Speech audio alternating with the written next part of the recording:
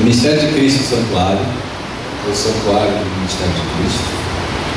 O Santuário é 2.300 tardes e manhãs, e amanhã à noite nós encerraremos o nosso seminário falando do Santuário no livro do Apocalipse. Queria dar início, portanto, ao nosso encontro dessa noite, lendo um texto que nós encontramos em Daniel 9, versículo 24. Diz assim: 70 semanas estão determinadas sobre o teu povo, sobre a tua santa cidade, para extinguir o pecado, dar fim às transgressões e expiar a iniquidade, e trazer a justiça eterna, e selar a visão e a profecia, e ungir o santo dos santos. Esta semana, lendo sobre a doutrina do santuário, para me preparar melhor para estar aqui com vocês, encontrei um texto de Ellen White dizendo a seguinte frase: retira-se o santuário de nossas crenças fundamentais e não sobra mais nada para ter. Tamanha a importância da doutrina do santuário para os adventistas do sétimo dia. Nós somos uma igreja que teve seu início no movimento profético.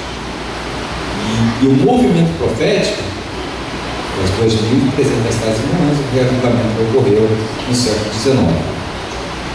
Mas não teve início então. E ele me disse: até 2.300 tardes e manhãs o santuário será purificado. Porque esse texto foi e é tão importante para a igreja adventista do sétimo dia. No século XVIII, ocorreram alguns eventos que causou um reavivamento no meio do povo de Deus naquela época. Em 1755 ocorreu um tremendo terremoto de alcance mundial que chamou a atenção da população cristã daquele tempo para o estudo das profecias. Seria aquele enorme terremoto um anúncio da volta de Jesus? E eles foram para o estudo das profecias. Descobriram que Jesus havia dito que um grande terremoto anunciaria a sua vinda. Passado um pouco mais de anos, chegamos ao ano de 1755, 25 anos depois, ocorre o escurecimento do sol. E agora o povo parece crer que realmente as profecias estão se cumprindo para a volta de Jesus, isso em pleno século XVIII. Naquele mesmo dia, em maio de 1755, a lua aparece vermelha no céu, uma lua cheia e vermelha. E o povo, se voltando para as escrituras sagradas, veem que este é um sinal da volta de Jesus. E começa a haver um reavivamento nas igrejas no século XVIII, pensando na volta de Jesus. Entramos no século XIX. Em 1833, há a famosa chuva de estrelas, que ocorreu nos Estados Unidos, mas que foi ser visto em boa parte do hemisfério norte. Uma chuva de estrelas como nunca se viu. Voltam-se para as escrituras e percebem-se também que esse é um dos sinais da volta de Jesus. No início desse século, do século XIX, por conta do reavivamento que havia ocorrido no século anterior, um homem que havia sido criado como cristão, mas que havia abandonado a sua fé, começa a estudar as Escrituras. E lendo as Escrituras, ele chega a esse texto, e ele me diz: até 2.300 tardes e manhãs o santuário será purificado. Ele pega esse texto, une a crença vigente da época de que Jesus estava perto de voltar. Terremoto havia acontecido, o sol havia escurecido, a lua havia aparecido como sangue. Acredita-se que essa profecia cumpre-se com o retorno de Jesus. E aí eles chegaram à conclusão que o santuário a ser purificado era a terra. Guilherme Miller, esse homem estudioso, prega em todas as igrejas desde 1813, quando começou os estudos dele. Começa a pregar nas igrejas e anuncia que Jesus está voltando. Ele anuncia a volta de Jesus. E há um reavivamento em todas as igrejas por conta da notícia de que Jesus estava voltando. Chega o ano de 1833, em pleno anúncio da volta de Jesus, ocorre a queda das estrelas. Como não acreditar que Jesus estava voltando? Nós sabemos que Jesus não retornou. O que ocorreu então? Para nós entendermos melhor o que aconteceu em 1844, razão pela qual hoje nós existimos como adventistas do sétimo dia, nós precisamos voltar lá no ritual do santuário, mais especificamente no ritual de purificação do santuário. E nós temos um relato da purificação do santuário no livro de Levíticos, capítulo 16. Vamos lembrar como acontecia o ritual do santuário? Nesse dia de contrição, 2 bodes eram separados para o ritual. Um para o Senhor. Esse para o Senhor, Cristo, ele era imolado, havia derramamento de sangue desse povo. Sobre ele era confessado todos os pecados do povo. O sangue participava, o sangue desse bode participava do ritual de purificação. Era posto sobre o altar. Um bode era para o Senhor, o outro bode para Azazel, simbolizando que havia um conflito entre um e outro, em oposição, melhor dizendo. Se um bode era para o Senhor e o outro para Azazel, simbolizava que eles estavam em oposição. Se um simbolizava Jesus, quem simbolizava o outro bode? Vamos passar.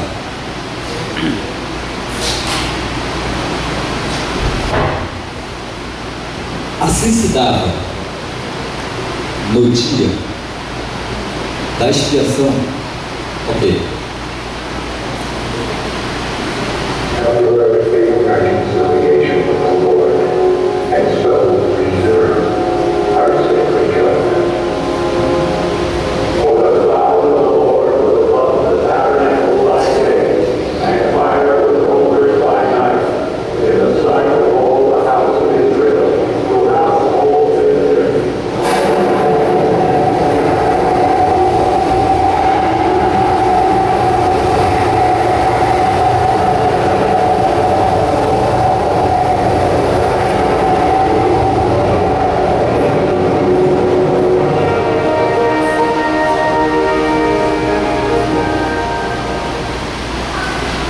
Depois que o bode era sacrificado, simbolizando Cristo,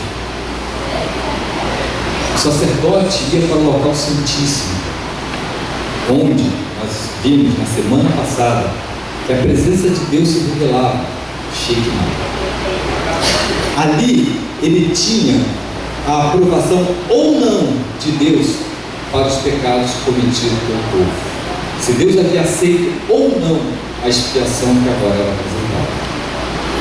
Somente depois que o sumo sacerdote saía do local santíssimo é que se concluía o cerimonial de purificação com o outro local. Somente depois que Deus apresentava sua aprovação ao povo de que havia aceito a confissão dos pecados, e eles, por meio da fé, haviam aceito o sacrifício de Cristo, olhando para o futuro, é que o sumo sacerdote saía de lá para concluir a cerimônia de purificação. E aí, o outro bode aquele separado para Azazel, que não derramava sangue. O texto diz que sem derramamento de sangue não há remissão de pecado. Mas sobre esse bode também eram confessados todos os pecados do povo, depois que a cerimônia de expiação já havia sido feita. Isto simboliza que um dia Satanás responderá por todos os pecados cometidos pelo povo de Deus, pelos quais Cristo morreu e expiou. Os pecados eram transferidos do santuário para o seu verdadeiro responsável. Dessa forma, o santuário ficava purificado dos pecados do povo. Esse era o ritual de purificação do santuário. Havia um personagem essencial para a realização desse cerimonial. Mas eu tenho a honra de ter meu amigo aqui comigo para falar sobre esse personagem central desse ritual. Eu convido meu amigo, o pastor Sérgio Rios, para estar aqui conosco, falando sobre esse personagem. Depois, nós vamos explicar para vocês o cálculo de Deus e onde foi que houve aquilo que chamamos de grande decepção. Boa noite. Privilégio estar com vocês. Deixa eu ver a carinha de vocês aqui. Eu não vi há muito tempo. Muito bom revê-los. Quem deveria estar aqui hoje com vocês? Nosso pastor presidente, o pastor Gustavo Schumann. Mas sabem como é que é a vida de presidente, né? É igualzinho a vida do departamental. E é igualzinho a vida do distrital. Então, na verdade, todo mundo tem a mesma vida. Mas o compromisso dele hoje era absolutamente incontornável. Então, ele nos pediu para representá-lo aqui com vocês. E eu estou com um duplo prazer. Primeiro, de rever vocês. E agora, de tentar representá-lo nessa exposição que ele faz com maestria. Muito bem, conforme o Elmo apresentou, eu estou aqui sem meu óculos. Deixei ali o óculos. Então, conforme ele apresentou para vocês a parte inicial, cabe-nos então falar a respeito da figura central, do personagem central do tabernáculo. E nós vamos saber já que figura central é essa e o que ela representa. Antes, vocês vão me permitir, Savri Maranã, com a permissão dos senhores, eu preciso me cingir a caráter.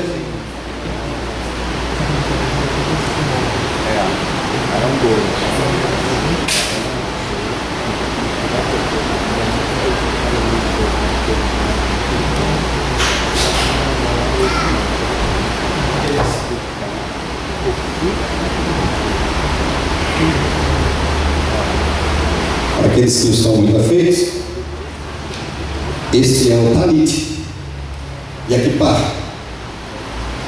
E lá na associação, todas as vezes que nós vamos falar a respeito de alguma coisa, Associação Rio Fluminense, sobre o tabernáculo, por uma questão respeitosa à cultura e ao significado, cada coisa dessa aqui tem um significado teológico. A kippah é porque nenhum judeu homem, nenhum israelita que tem como religiosidade o judaísmo, ele pode estar num ambiente como esse, onde o Altíssimo é exaltado, sem utilizar a kippah, porque acima de nossas cabeças tem que estar a presença de Deus. E o talit é porque temos que nos cingir com aquilo que representa a respeitabilidade pela presença do Altíssimo. E essas franjas branquinhas que caem do talit são as franjinhas do tzitzit, que são uma eterna lembrança de que esses conceitos de respeitabilidade e a lei e a Deus precisam ser repassadas de geração em uma geração. Baruch atah Adonai Eloheinu melech haolam, né? Bendito seja o Senhor nosso Deus, Criador dos céus e da terra. Vamos então criar a ambientação. Maestro, som aí para a entrada dos nossos personagens principais. Agora, neste momento, temos o som? Daqui a pouquinho, vocês vão ter uma ambientação aqui, vão ter uma sonoplastia toda especial para este momento, onde nós vamos apresentar para vocês o significado teológico, ritualístico, tipológico das figuras centrais do tabernáculo e que apontam para este evento escatológico importantíssimo que o professor Elmo acabou de apresentar a vocês, né? Ok. Temos aí o somzinho? Bom, enquanto o som não chega, eu vou convidar os nossos personagens especiais, os Kohanins e o sumo sacerdote. Isso.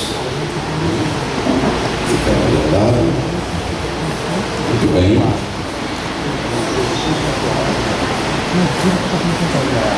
O que vocês estão vendo agora nesse exato momento, apesar de serem personagens conhecidos, é um diorama. Então, a partir deste momento, nós vamos pedir à igreja um absoluto senso de reverência, né? Não façam qualquer tipo de expressão, até porque eles não estão neste tempo, eles estão transcendendo este tempo agora. Como personagens diorâmicos, eles foram extraídos do passado para representarem uma verdade absoluta. Então vamos encarar esses personagens como aqueles que neste momento têm o privilégio de enxergarem o significado das ricas vestes que tinham um significado especial, retratado pelas escrituras no livro de Levítico. Foram reproduzidas, foram idealizadas por Deus através de um modelo dado a Moisés, que serviriam para representar honra e beleza. Este é o termo.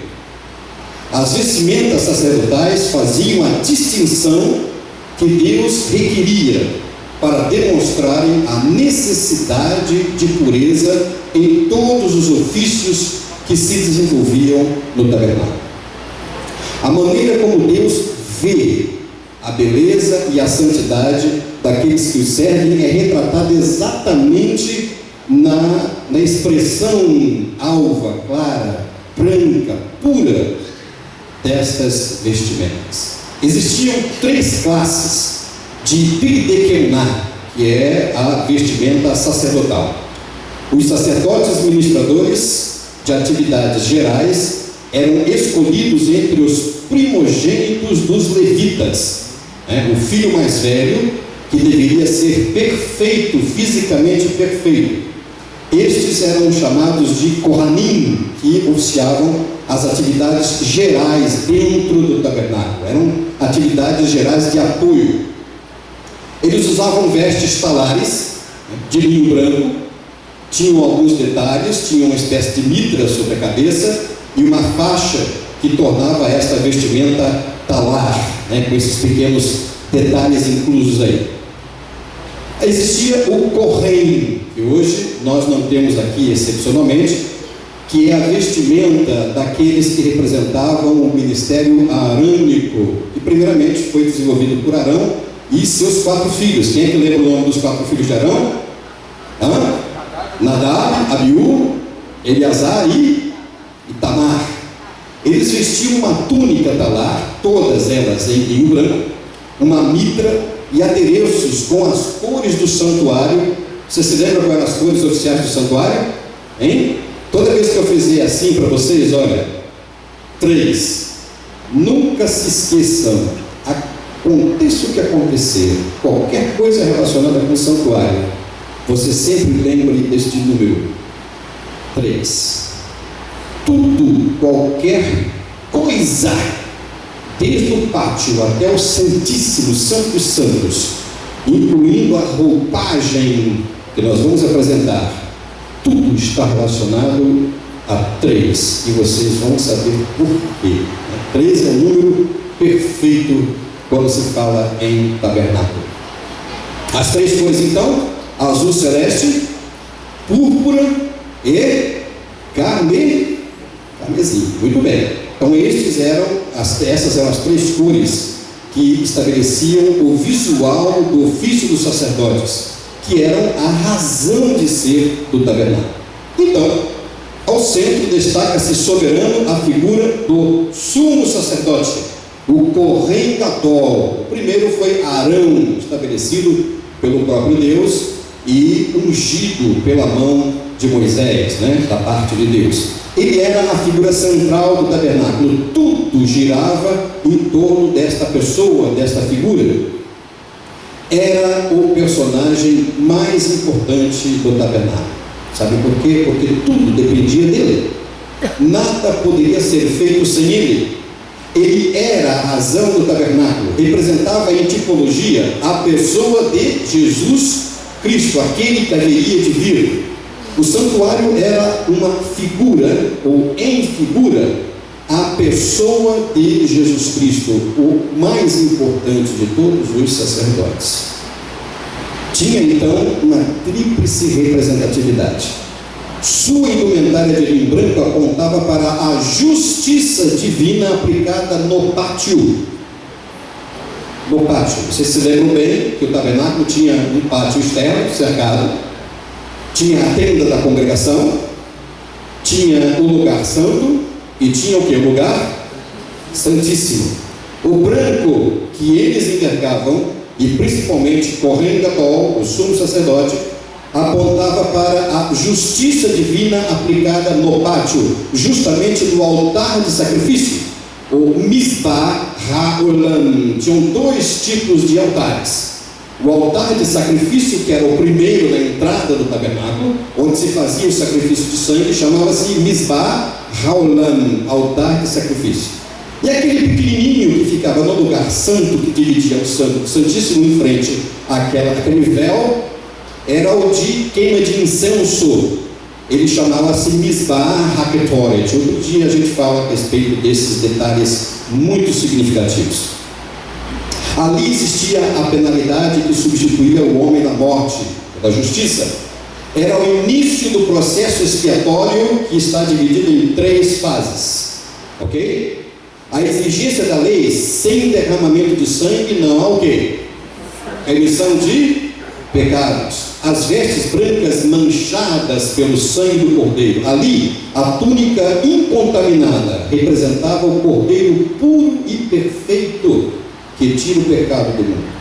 Ali, ele provê o sacrifício e se coloca como sacrifício substituto em lugar do homem. Daí a razão da principal indumentária para envergar o lugar santo, ou melhor, o lugar do pátio. Deixa eu colocar aqui, está bem bastante. A capa é maior do que o do homem. Ali naquele momento a justiça se encontrava com o cerimonial da primeira parte da expiação. Estas eram as vestes cerimoniais que eram aplicadas ao primeiro ponto, a primeira parte do ritual do santuário. Agora nós vamos pedir aos 2 corralins que peguem a segunda parte desta indumentária, que é justamente a sobrepeliz. Por favor.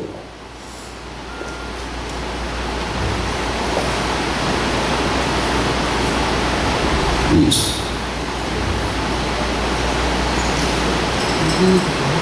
Então, para frente aqui, você vai para frente. Isso. Está correto agora. Vamos aplicar a sobrepeliz por cima da cabeça, como era feito no passado. Era assim que eles colocavam a roupa sobre Arão, o sumo sacerdote, numa visão, numa retratação de como que aquilo era feito ou foi feito na época do ritual do santuário, nos mínimos detalhes. Você vai perguntar assim, mas por que o sumo sacerdote não se vestia? Estas vestes tinham 3 representações muito significativas. E ninguém pode vestir-se assim diante do que elas representam. Ela tem um significado que aponta para a atividade do sumo sacerdote dentro do lugar santo, já na tenda da congregação, que é o primeiro compartimento do santuário. O que ela representa? Esta roupa azul representa a mediação a ser feita por Jesus já no santuário celestial, após concluído o sacrifício em favor da humanidade aqui na terra, representado pelo pátio. Esta era realizada no interior da tenda, no lugar santo, pois é neste lugar do santuário celeste que Jesus executa a obra de mediação, a segunda parte desse processo, aplicando os méritos da sua vida, do seu sangue e sacrifício. Representa a obra da santificação dentro do processo expiatório em favor do homem. Ora, se a roupa branca representa a justiça, a roupagem azul sobre a roupa branca do Kohen Gadol, a sobrepeliz azul celeste, tem a representatividade da santificação. É uma túnica na cor oficial do santuário, em azul celeste, sem mangas, com sugestivos detalhes de romãs e sinetes de ouro que intercalavam-se à volta de toda a orla da túnica. Há um comentário bíblico teológico, um comentário da Torá judaica, que estas peças, em número de 72 cada intercaladas, eram 72 romãs que representam fruta e 72 sinetes de ouro que se intercalavam, cada uma com um número de 72 peças. Façam a conta. 72 romãs com 72 sinetes equivale a que número? 144. Até para eles isso é uma curiosidade. Para a teologia adventista do sétimo dia, e Deus não faz nada sem razão, é um número sugestivo que parece indicar a correlação com o livro do Apocalipse, que fala do remanescente, representando quantos? 144 mil. Estes, segundo este livro do Apocalipse, estarão de pé no mar de cristal diante do trono do Cordeiro, pois nenhuma mancha se achou no seu caráter. Assim como os sinetes de ouro se movimentam, denunciando o caminho do sumo sacerdote para onde quer que ele fosse, as 144 peças juntas são um tipo dos 144 mil que estarão aonde quer que Jesus esteja no universo. A sobrepeliz bem pode representar, então, que local, que geografia dentro do átrio de Deus. Qual é? Você se lembra? Os 144 mil estarão de pé diante do trono, aonde? No mar de cristal, no mar de vidro. Então a sobrepeliz tem a representação do mar de vidro, aqueles que estarão sempre diante do Cordeiro. Isso se realizava no lugar santo, diante da mesa com os pães da proposição, diante da menorá, que é o castiçal com as 7 lâmpadas, até o altar de incenso, Misbah HaKetoret, diante do véu que dividia os dois ambientes. Ali era o símbolo do espaço da mediação de Jesus em favor de seus filhos, no lugar santo, no santuário celestial. Este é o segundo aspecto do significado da veste sumo sacerdotal intermediária, que era a sobrepeliz. Em seguida, vem a terceira indumentária do cerimonial do sumo sacerdote, e era uma peça de rara beleza, de grande valor e significado, e é o que nós vamos ver agora neste exato momento com os nossos kohanins, chamados no passado para este evento especial. Esta peça era chamada de éfode, é uma escola de duas faces unidas por um cinto do mesmo material que era feito o éfode, ou este avental, ricamente bordado em fios de ouro, com as cores oficiais do tabernáculo. Quais eram mesmo? Azul celeste, que mais? Púrpura e carmesim. Muito bem, sempre 3. Esta seleção de cores, escolhida por Deus, aponta para uma dimensão cósmica, onde o grande plano de redenção tem a sua conclusão. O próprio trono do Altíssimo, no seio do seu santuário celeste, representado no tabernáculo pelo propiciatório na arca do concerto, eram as cores da realeza e do poder, até mesmo naquela época. Só os reis podiam envergar cores como o azul de estofo, que era o azul celeste, a púrpura e o carmesim. Ali estavam no éfode o significado da justiça e do juízo aplicados. O éfode era composto de um peitoral, que você vê aqui. Este peitoral, ele tinha a medida de um palmo de cada lado, um palmo de homem de cada lado, e ele representava uma espécie de bolso, né? Onde ali se introduziam aquilo que vamos falar daqui a pouco. À frente do peitoral estavam as 12 pedras incrustadas sobre engastes de ouro puro, cada uma destas pedras representando uma das 12 tribos de Israel. Estas pedras foram escolhidas pelo próprio Deus segundo a hereditariedade e o caráter dos filhos de Israel, tendo seus nomes escritos em cada uma das pedras onde ele estava representado.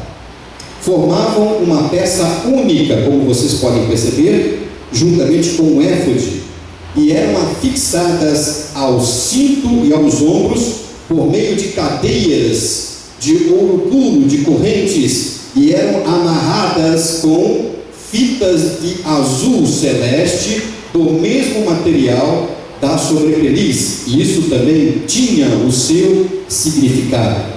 Argolas uniam estas partes através de uma fita azul. O que poderia ter de tão significativo nesses pequenos detalhes? O caso dessas argolas e fitas e correntes significa que Deus considera e conhece individualmente os seus filhos, desde as pedras nos engastes do peitoral. Não importa quão diferentes sejamos. Eu vejo centenas de pessoas aqui, dezenas. Não vejo um igual ao outro. E de fato nós não somos iguais. As pedras do peitoral também eram diferentes. Cada uma tinha o seu próprio valor. Esmeralda, ágata, crisólito, rubi. Cada uma delas com um valor extraordinário. Para Deus, todas têm o mesmo valor e a mesma importância, apesar das diferenças. E Ele nos coloca exatamente onde está o seu coração. Como filhos de Deus, somos a sua joia mais preciosa. O livro do Apocalipse faz uma referência sobre a identidade daqueles que são chamados seus filhos, quando indica a existência de uma pedrinha branca. E ali naquela pedrinha branca você vai ter o seu nome escrito, o seu novo nome. Significa também o peitoral, com essas 12 pedras preciosas, os 12 fundamentos sobre os quais estará edificada a Nova Jerusalém, a cidade do Altíssimo. Segundo o livro do Apocalipse, o último livro da Bíblia, tal fundamento representa cada uma das 12 tribos de Israel e também é uma referência aos 12 discípulos, foram a base, o alicerce do desenvolvimento do cristianismo, da tarefa, da missão, da vida e a obra de Jesus Cristo nessa terra. Mas falta ainda um pequeno e importante componente de duas partes para fecharmos essa parte frontal do éfode. Eram duas peças de um segredo, de uma singularidade extraordinária. Até o dia de hoje não se sabe mais ou menos qual era a natureza. Infere-se que eram pedras de um valor raríssimo, extraordinariamente valiosas. Eu vou pedir à esposinha que traga aqui como representam joias, né? Nada melhor do que a joia que eu tenho em casa para trazer as outras joias. Bem, aqui está. Eu vou abrir até um determinado ponto e vou pedir aqui aos nossos cornins que se aproximem. Por favor, pegue uma. Fique cada mão por enquanto, levantando para o povo ver. Por favor, pegue a outra. Exatamente. Quem é quem aqui? Quem sabe dizer quem é quem aqui? O nome dessas pedras, vocês se lembram?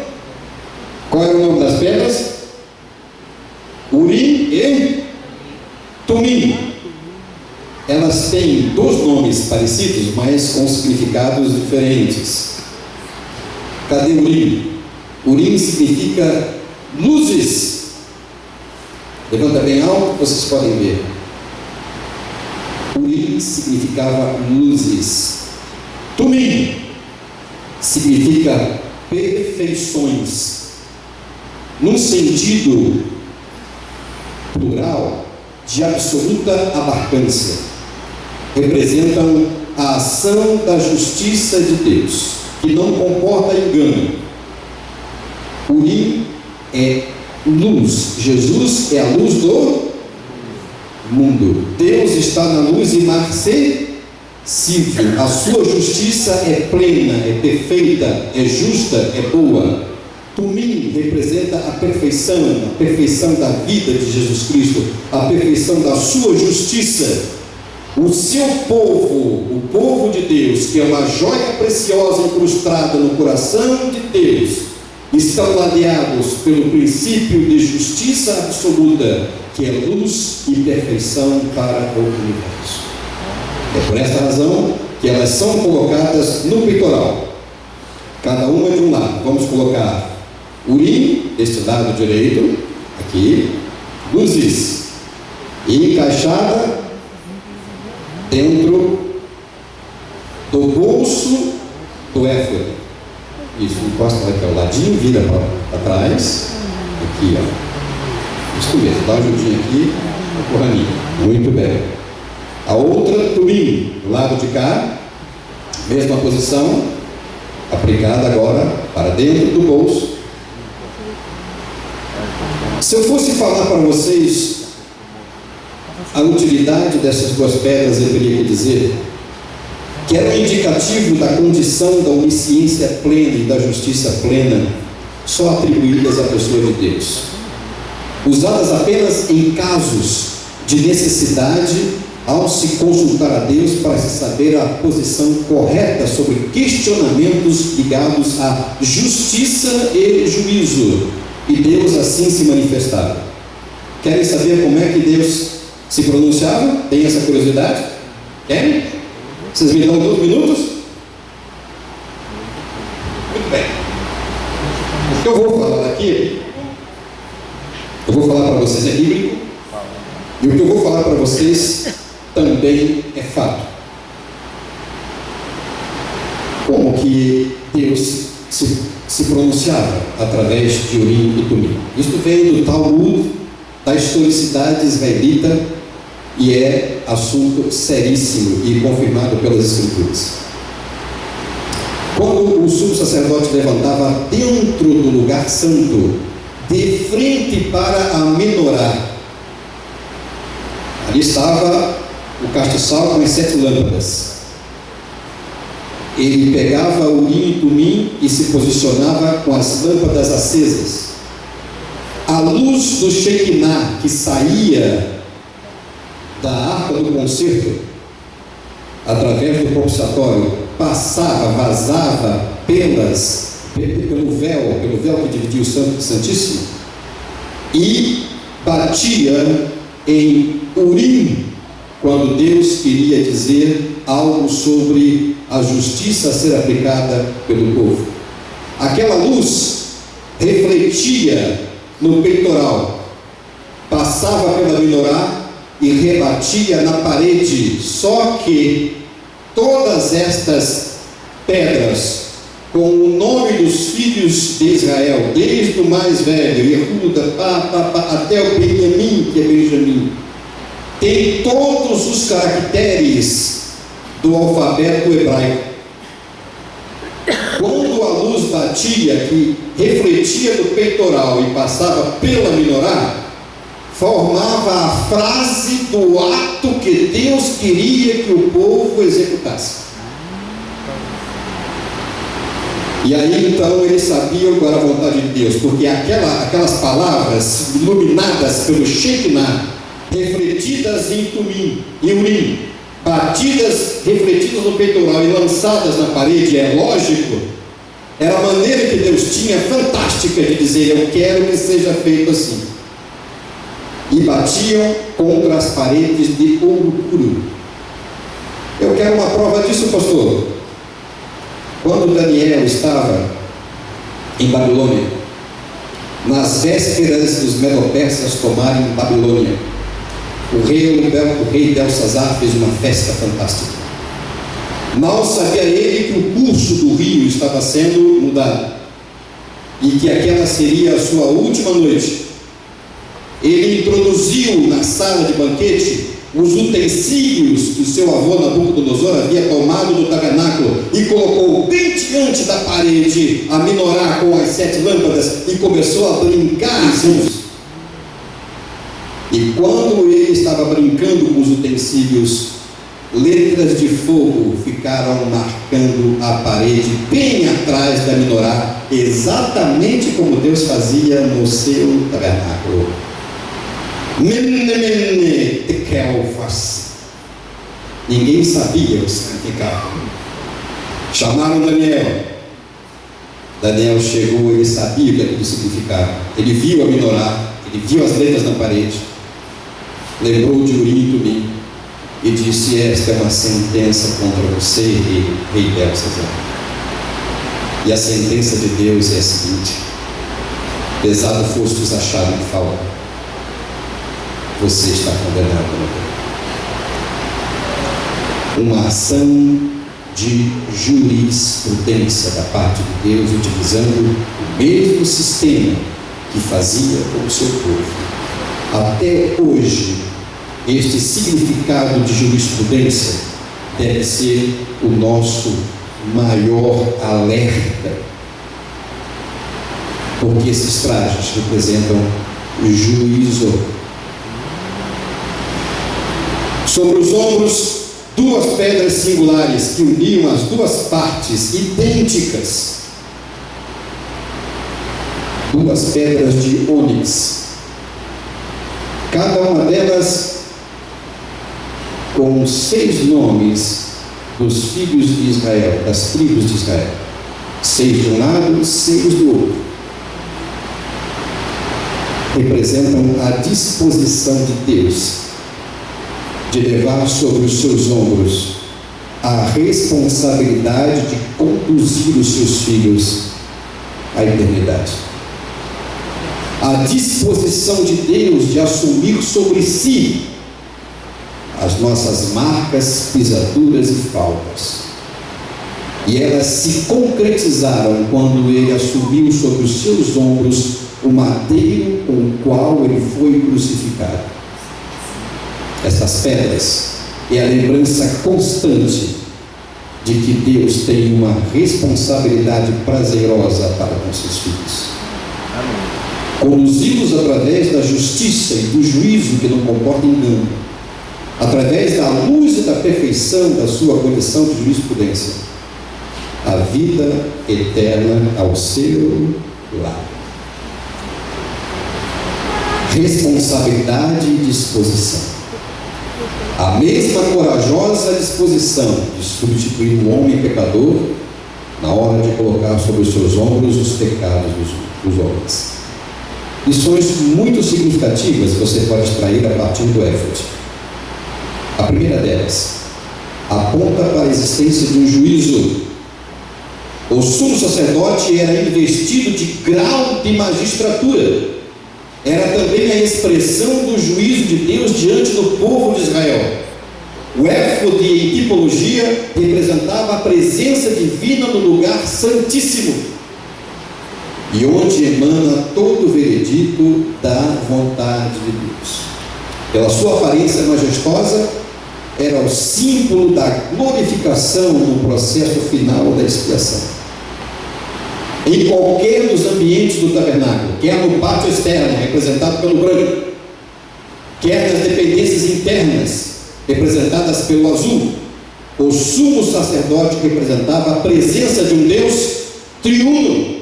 Por isso que o tabernáculo tem 3 de representatividade, sempre 3 em qualquer situação, participando de cada detalhe da ação redentiva em favor do homem nos 3 processos da expiação: justificação, santificação e glorificação.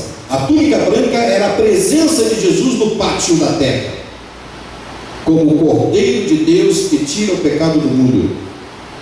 O sacrifício, a justificação, tornar você justo, assumindo ele a culpabilidade do mal. A sobrepeliz azul era a presença do Espírito Santo através de Jesus Cristo, o Espírito Santo na fase em que se desenvolviam as atividades no lugar santo, conduzindo o seu povo, judeus e não judeus, representados pelas peças na barra da túnica azul. Eu falei para vocês que era uma romã e era um sinete, segundo as Escrituras. Mas, pastor Sérgio, por que romã e sinete? A romã é a fruta, e só a fruta pode ser enxertada. O Filho de Deus, genuíno, é o judeu. É por isso que eu estou envergando esta roupagem aqui, em respeito àquele que é o sinete de ouro. Bezalel e Haualib, Bezalel de Judá e Haualib de Dan, foram separados por Deus para fazerem todos os detalhes de ouro do tabernáculo, incluindo as roupagens. Dan da tribo, o Haualib da tribo de Dan foi uma das tribos que se desapareceu com as outras 10 tribos que se distanciaram de Judá e de Benjamim em Samaria. Mas vejam bem, os judeus, a partir da descendência de Bezalel, são o povo que detém o ouro do planeta. É o povo mais rico do planeta. Até o dia de hoje, eles são o povo do ouro, são o povo legítimo, os filhos legítimos. Mas Deus enxertou o Israel espiritual. Se tem gente que diz que os judeus deixaram de ser povo de Deus, precisa ler mais as Escrituras. Nunca deixaram, jamais vão deixar de ser. Mas Deus enxertou o povo para cumprir a missão, não para substituir filiação. Por isso é que você está aqui, ó. Ou você é o sinete de ouro, ou você é a romã enxertada. Deus não faz acepção. Por isso que hoje o Israel espiritual caminha junto com o Israel literal. Deus é justo, e é sábio, e é amoroso. Estamos chegando ao finalzinho da compreensão. O éfode aponta para a presença do Pai no Santo dos Santos, e assim nós podemos entender, à luz da sua tipologia, o significado da indumentária. Deus está presente na presença do éfode, Deus o Pai. Aqui Jesus Cristo se apresenta no Santo dos Santos diante do Pai, que é o juiz de todos os juízes. Jesus, sacrifício. Jesus, mediação, santificação. E o Espírito Santo, e vou mandar para vocês um outro Consolador. Aquela voz que vai falar para você, e que é representado no castiçal pelas luzes de Éfeso, Esmirna, Pérgamo, Tiatira, Sardes, Filadélfia e você. A mesa com os pães da proposição representa a presença da consubstancialidade espiritual da palavra. Jamais vai faltar pão à mesa do verdadeiro Filho de Deus, enquanto ele estiver vivendo em qualquer época da história. O altar de sacrifício, Jesus Cristo aplica os benefícios agora da sua vida vitoriosa. Por isso é que a sua oração, quando chega aos céus, é aceita, porque aonde você erra na vida, Jesus completa com a sua vida vitoriosa. A sua oração é a mistura do seu pedido com o pedido de Jesus, é por isso que Deus te atende.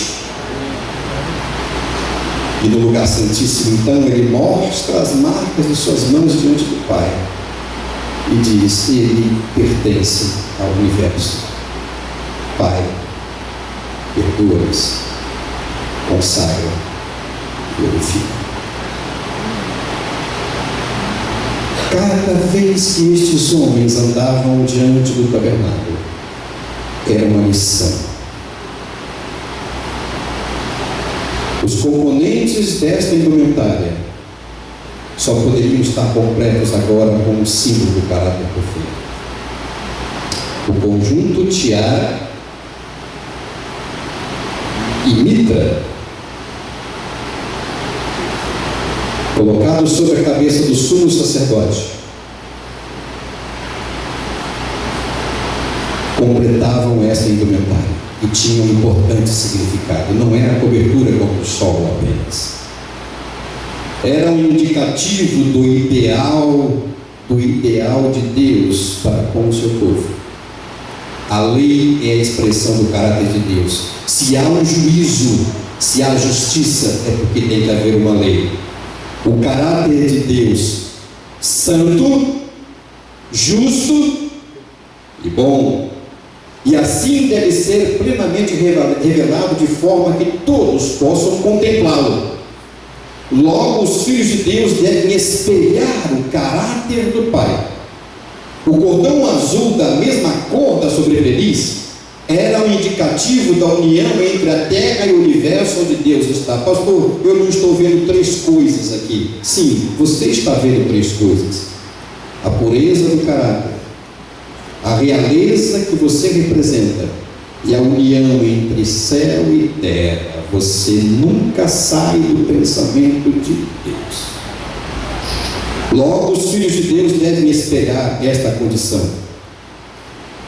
Assim ficava a tiara unida à mitra. A pureza e a realeza sempre caminham juntos, céu e terra unidos. O pecado pode separar, mas Deus nos une, e a Ele, o caráter desse Deus nos é passado por laços inseparáveis. E assim que nós devemos caminhar diante dele. Com uma lembrança constante, esta tiara tinha dizeres em ouro em alto relevo: santidade ao Senhor, Kodesh, Kodesh, Kodesh, Atah Adonai, santidade ao Eterno. Uma lembrança constante. Por que tinha que ser em alto relevo? Porque a santidade ao Senhor deve superar tudo, deve estar proeminente no seu comportamento. Pastor, o que isto significa sob o ponto de vista prático? Significa que você não precisa se produzir demais, excessivamente, para vir à igreja. Não precisa se empetecar demais para fazer parte de um culto. Não precisa se embonecar demais para andar pelas alamedas da vida. Use o normal, o equilíbrio, porque por mais rica que sejam as suas vestes, ou por mais simples que sejam, Deus sempre vai te vencer. Com as vestes da justiça, da santidade e do juízo com as quais Ele veste o seu Filho. O filho pródigo voltou todo carcomido de desgraça. Primeira coisa que o pai fez, 3 coisas. Deu um banho nele. O banho é a roupa branca. Justifica ele. Coloque uma vestimenta de festa. É a sobrepeliz azul. De congraçamento, de reunião, de comunhão, pai, filho, irmão, guiso, ouro e romã.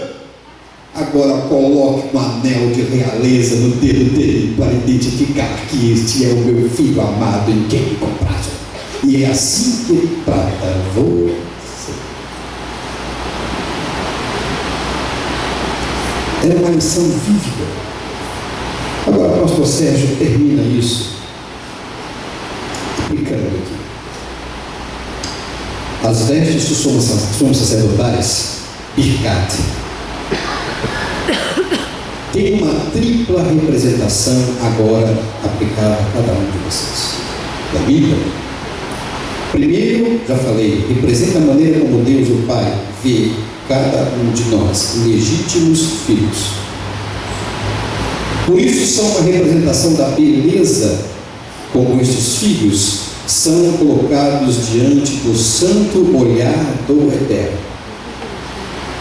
São uma representação da realeza a que Deus coloca seus filhos nos céus. São uma representação distintiva que Ele faz da raça humana para todo o universo, na pessoa de Jesus Cristo, que deixou a sua natureza anterior para se tornar totalmente homem glorificado. Cada vez que o sumo sacerdote se apresentava em sua função, oficiando diante do povo e diante de Deus, havia uma lembrança constante da sua importante representatividade e missão. Seu caminhar denunciava isso. Procure dar atenção ao seu caminhar de fora. Sua postura denunciava isso. Cuidado com a sua postura e testemunho lá fora. Sua representatividade denunciava isso. Você é um adventista do 7º dia? Honre esta posição. Sua pessoa apontava para a pessoa de Cristo. Todos nós devemos refletir a Jesus. E Paulo diz: vivo não mais eu, mas Cristo vive em mim. Em Cristo somos vistos como filhos legítimos e formosos. Quantas vezes alguém chegou para você e disse assim: vem cá, você é evangélico? Por que você está me perguntando? Porque você é tão diferente. Em Cristo vemos a figura bela e esplendorosa do Pai. Sim, porque Kohen Gadol era uma representação daquilo que Deus é, a beleza e a formosura do universo. Isso que vocês estão vendo aqui é um audiovisual do universo de Deus, aonde você está inserido. Cada vez que ele elevava a sua voz em bênção, o céu se unia à terra, como se nada pudesse ser capaz de separar.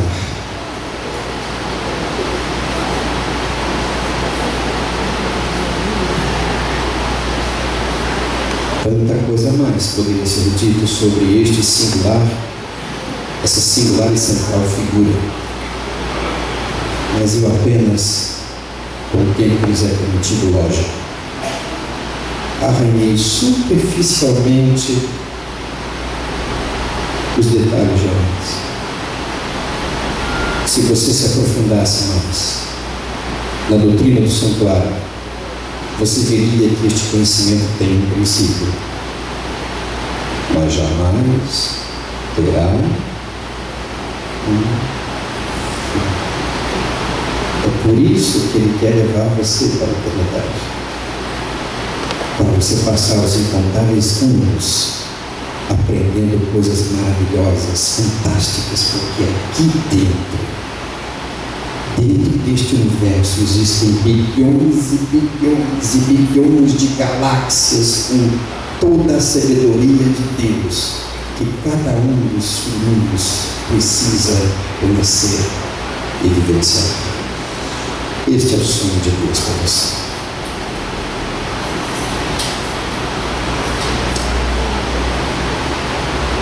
professor.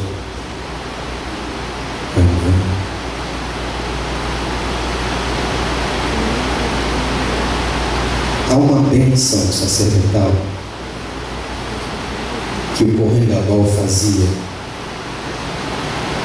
E antes de terminarmos esse segmento, eu gostaria de convidar o professor que está dedicando seu tempo para repassar a vocês assuntos de eternidade numa época mais do que importante e sonora. E nós devemos conhecer, aprender, acompanhar esses ensinos que falam sobre o juízo de Deus. E Yom Kippur, ou o dia da expiação, era o dia em que este personagem central fazia expiação por ele, pela família, e depois simbolicamente retirava todos os pecados que eram jogados sobre o tabernáculo, onde estavam registrados os pecados de todos os filhos de Israel ao longo de um ano inteiro. O véu que dividia o Santo do Santíssimo era onde eram aspergidos o sangue. Recebia o impacto da luz fantástica do Shekinah. E todas aquelas gotículas de sangue desapareciam.